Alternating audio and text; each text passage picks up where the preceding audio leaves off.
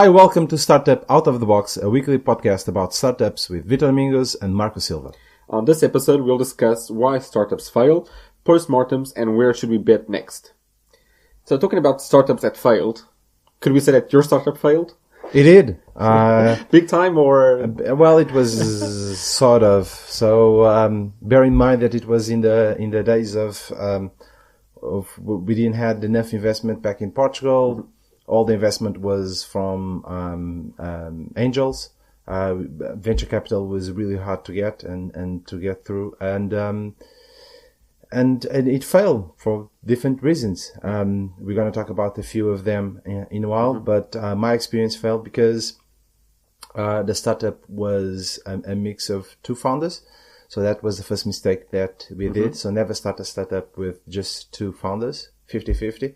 Start with 3, 5, right? So, and not an even number.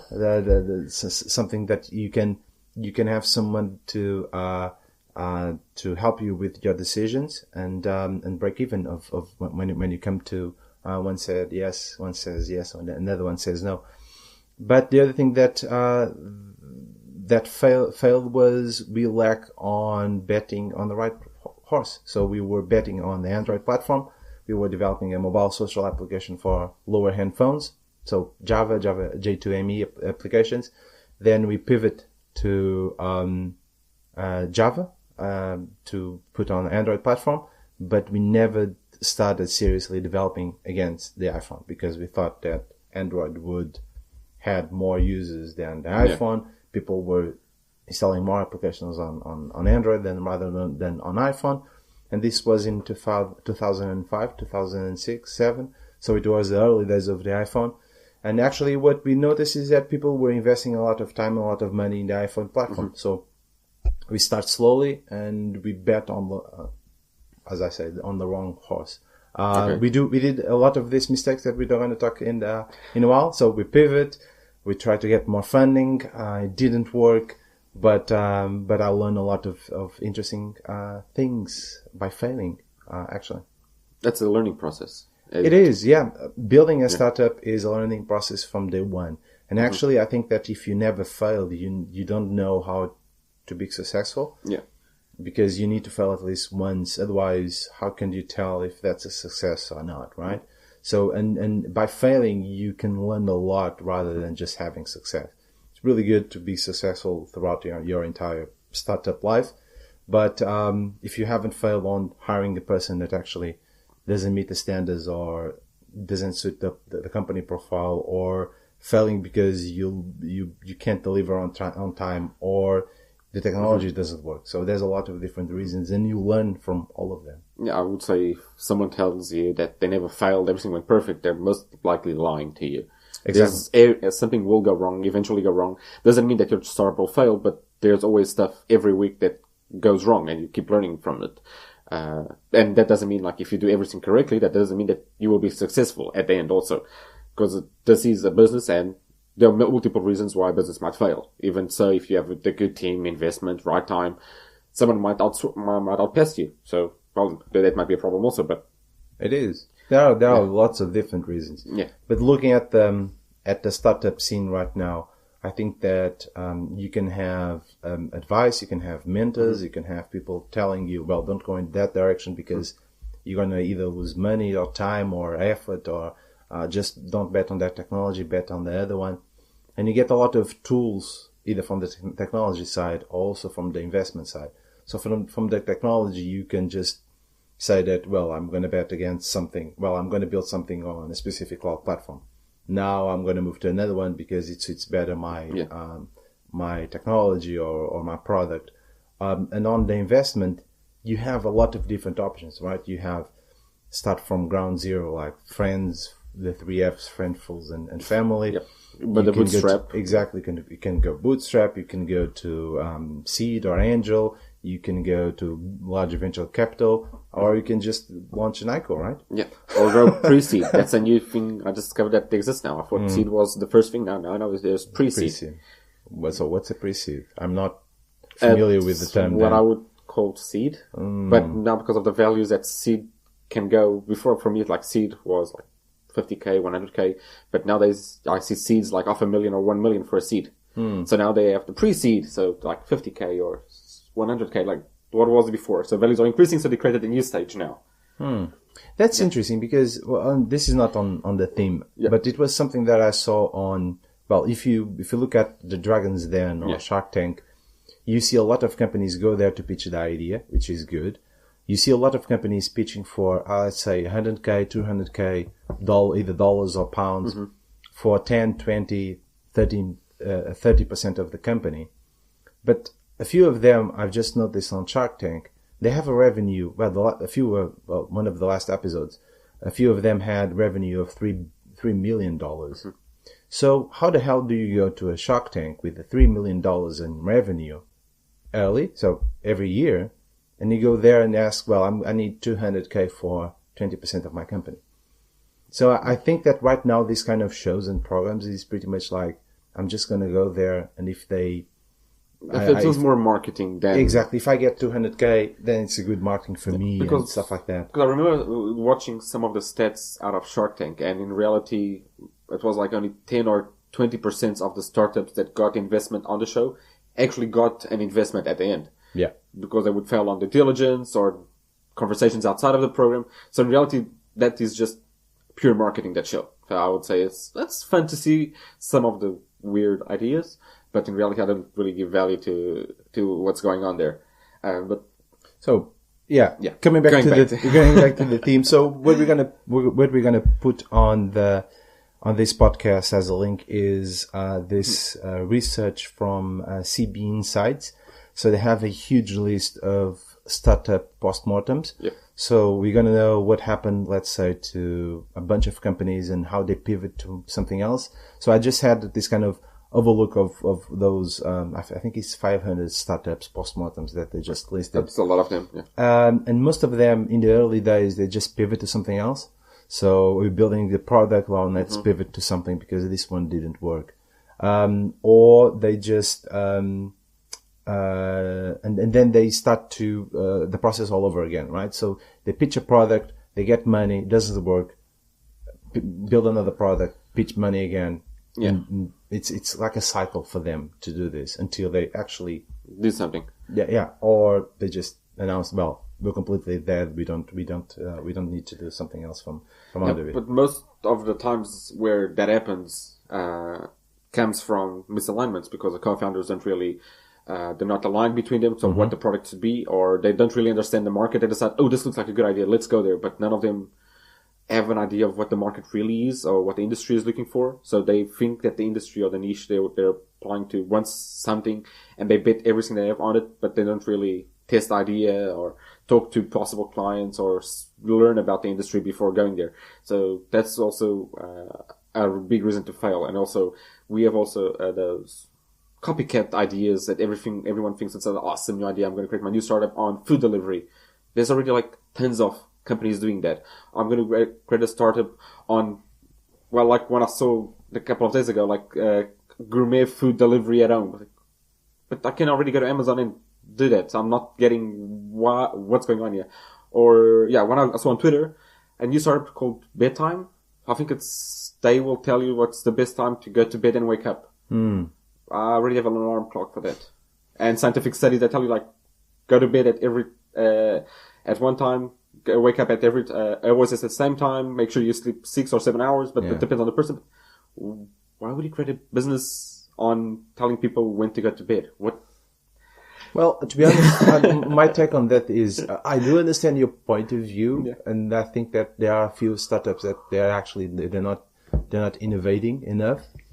But on the other side, the way to disrupt the market, it's pretty much that way, right? So you launch something that it's either fast, better, cheaper, or more usable than the others, right? Yeah, but you expect to be different and much better than what previously was, but most of them are just...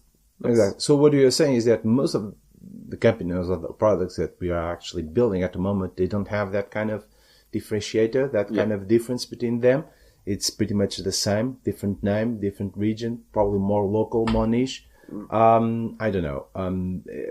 Usually that's one of the reasons why startups also fail, right? Because they don't know the market, they don't know their users, they don't know who's going to be their clients or their customers. So it's going to be hard for them to know that in the beginning, to have that kind of research put into place. That's usually one of the reasons that most of them fail. The other one, as you said, it was the misalignment with founders, with co-founders. I had my own experience. One said yes, one said no to different things. So it's really hard. And there are a few of them. So one of the links we're going to post is the best ways to kill your startup. So it's pretty much the follow-up of the post-mortems, right? So how can we can build a list on top of that one? Yes, we can. It's just a bunch of notes. So they said that usually the mistakes is one of the mistakes that actually people do with startups is that they focus a lot of time and attention on the startup itself. They don't do things outside of the startup, like family, friends, time for their own, meditation, that kind of stuff. Yeah, and so they just burned out. Exactly, quite quickly. But also you have then kind of the opposite startups that do things that they shouldn't be working on. So they're not resolving their core problem. They're working on parallel ideas that they think, oh, this might be a good idea. Let's do this. Let's do this. So they start doing a ton of stuff, but none of that is related to their core idea or their core business. So they, instead of improving their business and taking their markets and their clients, they're just doing stuff that doesn't bring them no value whatsoever. So there's a lot of not saying no to ideas. Just like, oh, this is an awesome idea. Let's do this. Another awesome idea. Let's do this. So, and there's not enough no. It is. That's usually one of the things. The other one is, as you said, pretty much to resume that one, is chasing that kind of projects that don't add revenue to the startup itself, right? So building things because you either need it, but actually you can sell them. Well, if you can sell them, then you shouldn't have built them. Like, exactly. Why are you building that feature? That clients, are you talking to clients? Are they requesting it? Do you see that there's a real need for this kind of feature? Because, okay, you might be lucky and your gut feeling works, but that's playing with luck. That's not a scientific method, and this is a business. You have salaries to pay, so you shouldn't be really gut feeling your way through it. And exactly. And the other thing that I think that is going to be important is how do you hire people, right? So usually startups fail because they don't hire either the people or the culture that they need, right? Because you think, well, this person is going to be a prima donna, right, into the company, but he's going to add value, but the whole mess that girl is going to create, but just hiring them because he's a prima donna or she's a prima donna will screw the entire company over, because it's completely misaligned with the company culture or what do we want to do. Probably will accelerate your process of building something, but it's going to cost you a lot in the culture. You're going to lose a lot of resources. A lot of people will leave the company. It might improve your speed during the first month, 2 months, because you're going to have something quite fast because that person is an ace. But after that, because no one else can work with him, like nothing's going to happen anymore. So exactly. So usually that's one of the issues as well, and probably the last one is not focusing on finances, right? So I think that our experience from, the last startup we work on, there was a lot of money spent on leisure activities rather than just work, right? So the whole culture of spending time doing ping pong or table tennis or snooker or... it's impressive also how many startups still sell that as perks. It is. But they don't sell life balance. But it's amazing. You have ping pong and you have free beer and that. And what about like balance? What time can I go home? Does everyone relax? Or can I work from home? Yeah. Or can I share ideas? And most of them just don't. We have ping pong. You should work for us. Oh, free beer on Fridays or... but we don't have a kettle for tea. Because... And you're not allowed to go out for lunch because you need to work. Exactly. Yeah, exactly. Yeah, no. There's a lot of stuff like that kills the culture in, Exactly. So, we have a few things regarding recommendations, but probably going to the last theme and just having this, to continue on the same subject. So we talk about failures, how to kill, how to fail on a startup, different kind of aspects of it. The other one is probably look from the investment side, right? So if you're an investor, where should you put your money? So let's just forget ICOs and Bitcoin and blockchain and for a while, right? But let's focus on, should I bet on a small kind of David company, or just gonna go for a large startup, a Goliath, that I can just probably see my revenue there? What do you think? Yeah. Put yourself on the investment side, right? So on the investment side, it's difficult to answer this question. So there's not one correct answer, because most of it would come from your experience of knowing the market. Of course, if you get an opportunity to invest in companies, let's say like Uber or Facebook or Instagram, you see that they're growing, there is market, there is traction, and they're opening another investment round.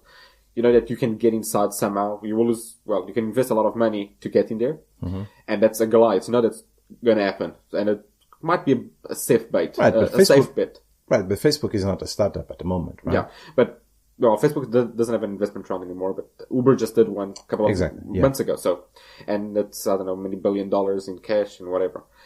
On the other side, when you bet on the smaller startups, the smaller companies, that's purely a gut feeling. Like, does it feel right? Does this idea feel correct? Does the team feel right? Does the founders, can they sell me the idea? Do I trust the founders? And mostly, like, when you bet in those small startups, well, the small companies that are starting, this is where you're going to get your big payout. Because if they are able to succeed, for example, Instagram, one of the investors, I'm trying to remember who was it. They invested in Instagram when they started $50,000. So when Instagram got sold to Facebook for $1 billion, a couple of years later, they got like $40 million back. Yeah. That's a big return. Yeah. So I think that it's diversifying your investment. Don't invest on the big players, don't invest on the small players. It depends on the investor what he feels right, what he should invest in. But that comes from experience of learning about startups, and most importantly, if investors believe in the founders, because at the end, that's what most investors want to know. Like, do the founders know what I'm talking about? Can the founders answer my questions and not tell me bullshit? Because that's, I think, one of the big reasons most startups fail in the beginning. Founders will just tell whatever bullshit they want to get investment. And when the investors come and start demanding stuff, it's like, yeah, we can't really do that. And the investors will start pushing them and they eventually die quite fast. So it's a tricky, it depends on the person, it depends on what you care. And I would just say, like, yeah, follow your gut and diversify. That would fit for me. For me, if I had to invest on either on a small startup, on a David or a Goliath, I think that betting on a small startup, it's like it has two folds, right? So the first one is that you're right, you're betting on the founders, you're betting on the people, right? Mm-hmm. And the other one is that you have that kind of hinge, right? You know that something good with that's going to pay out in the next years. But also the fallback from that is you have to put more skin in the game. Mm-hmm. It's not that just money. So you have to support them more. You need to spend more time with them because either they don't know what they're doing or they don't know the market. Exactly. And you need probably better control over the finance. It's not just money that you're investing, it's your time. Exactly. So there's a lot more. If you just go to a Goliath startup, then you don't need to put any kind of skin in the game. Yeah, they don't care about that. Exactly. So just care about your money and you just put it there and you have a return out of it. So I think it depends on the kind of, how actually do we want to diversify your money, right? Mm-hmm. So, I would probably do both, because it makes sense. But for me, if I was an investor, I do prefer the small ones because you get the thrill of really starting something. So it's not just money, just, as I said, that kind of skin in the game that you need to put into. Yeah. And that's quite interesting. Well, from my point of view. Yeah. It's a kind of a drug and a adrenaline that comes from it. It is. Yeah. And we've been through that a few times. So from joining a small startup or creating one, we've seen what it is to build something up from, like a few people to 100 people. Yeah. So it is fun But it's also a lot of nights and a lot of hours that you have to put in the game. It is.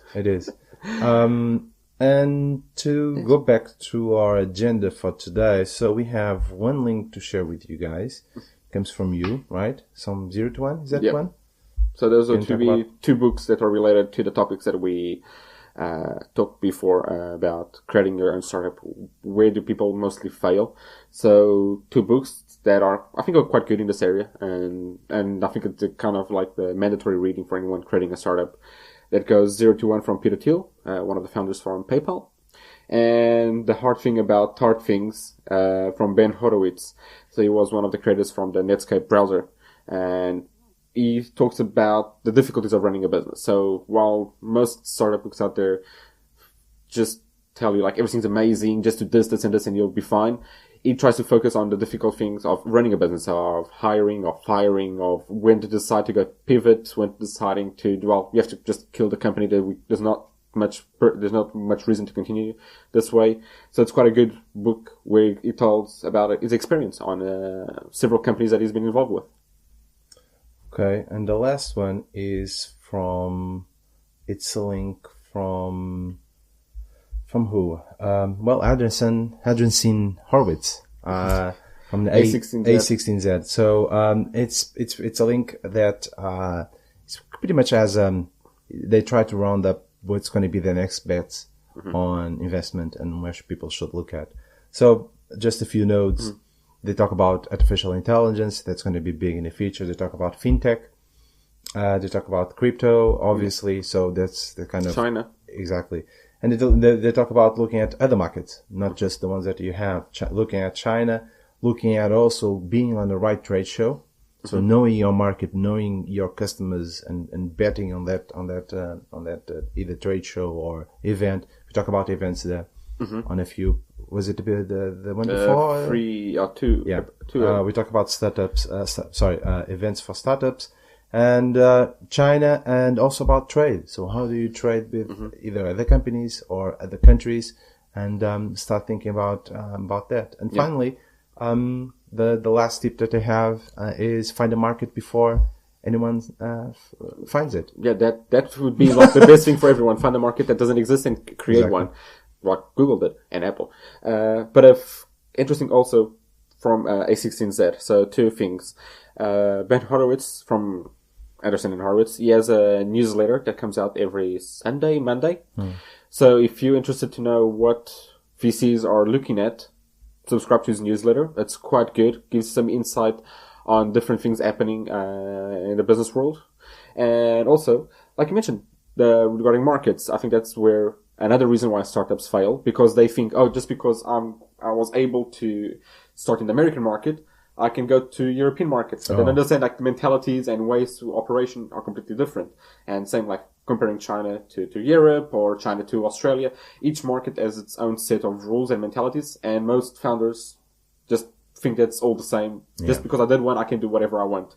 And they have to different ways to attack each market. Oh yes, and different trade shows and different languages. Yeah. If you think about starting something in Europe, think about each country has their own language. Oh, yeah. Right? So that's an interesting thing that people usually don't think about that. And that's pretty much it. So we have our recommendations. We have also the books. And that's it for Startup Out of the Box. See you next week. Cheers, mate.